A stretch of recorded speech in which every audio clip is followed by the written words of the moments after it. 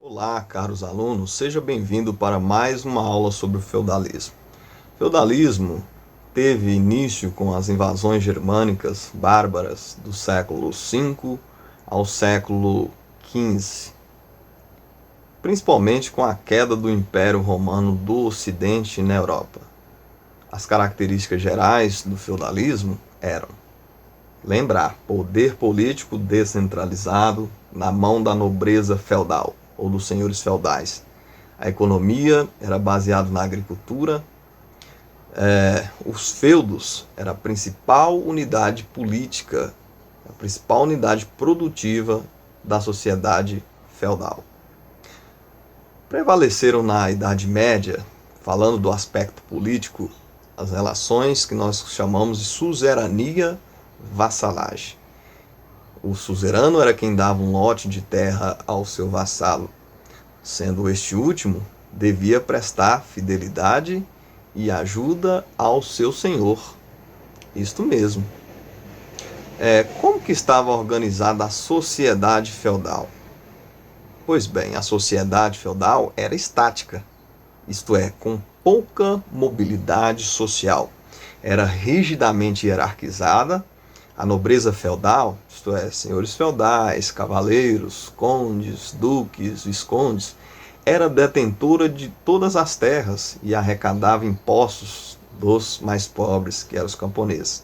O clero, que era o membro da igreja, tinha um amplo poder, pois era detentor de uma grande proteção espiritual.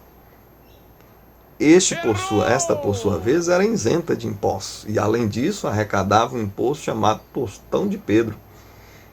Também a sociedade era formada pelos servos, os camponeses, aqueles que trabalhavam para garantir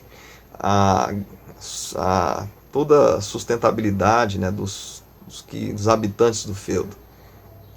E, além disso, era forçada a pagar vários tributos, como a corvéia, isto é, trabalhar de 3 a 4 dias nas terras dos senhores feudais. Tínhamos um outro imposto chamado de talha, certo?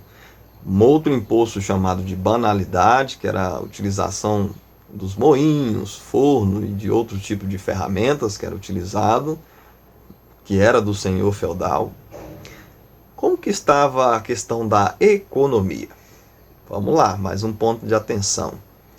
A economia feudal era baseada principalmente na agricultura. Existiam as moedas, óbvio, na Idade Média, porém elas eram poucas utilizadas. As trocas de produtos e mercadorias eram comuns na economia feudal. E, portanto, é uma sociedade amonetária.